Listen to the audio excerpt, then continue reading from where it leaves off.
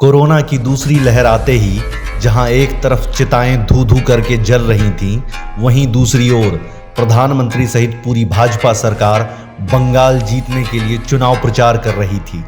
जनता oxygen मांगती रही, मोदी जी भाषण देते रहे, विपक्ष की एक महिला नेता से अभद्रतापूर्वक बात करते रहे।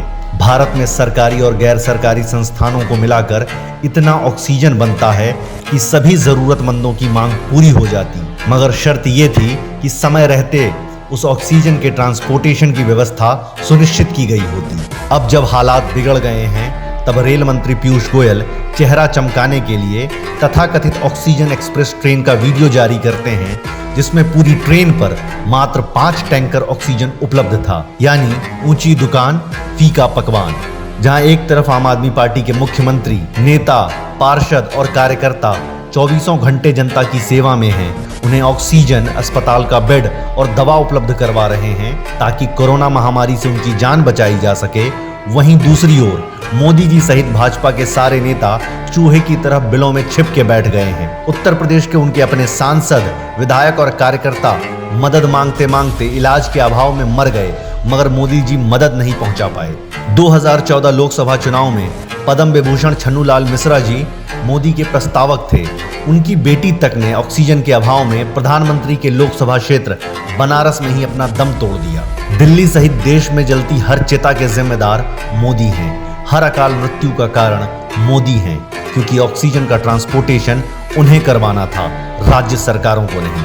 मगर वो केवल चुनाव प्रचार कर रहे थे। उन्हें जब ऑक्सीजन और दवा की आपूर्ति बढ़ानी थी, वो केवल अपनी दाढ़ी बढ़ा रहे थे। आम आदमी पार्टी के राष्ट्रीय संयोजक और दिल्ली के मुख्यमंत्री अरविंद केजरीवाल ने स्वयं अनगिनत बार मोदी जी से विनती की, दिल्ली को उसके हिस्से का ऑक्सीजन दे दो। हजारों लोग दम तोड़ रहे हैं, मगर कभी हरियाणा की भाजपा दिल्ली के ऑक्सीजन टैंकर रोक देती, तो कभी उत्तर प्रदेश की। अपने बिलों में बंद भाजपा के नेताओं के लिए देश की जनता सिर्फ वोट है, उन्हें जनता के जान की कोई फिक्र नहीं। आम आदमी पार्टी के नेता इमरान हुसैन अपनी लागत पर कोरोना की दूसरी लहर के पहले दिन से जरूरतमंदों को ऑक्सीजन मुहैया करवा रहे हैं, ताकि एक परिवार उजड़ने से बच जाए। ऐसे महान काम पर भाजपा ओछी राजनीति करने उतर गई और एक जन सेवक पर जरूरत से ज्यादा ऑक्सीजन जमा करने का झूठा आरोप जड़ दिया।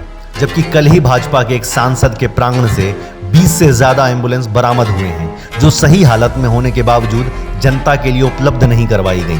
भाजपा के नेता पहले उन एम्बुलेंसों के इस तरीके से जमावड़े पर जवाब दें। इमरान लोगों को ऑक्सीजन पहुंचा रहे थे, इसलिए उनके पास कई सिलेंडर थे। इसके गवाह वो हजारों लोग हैं जिनके घर उजड़ने से इमरान ने बचाए।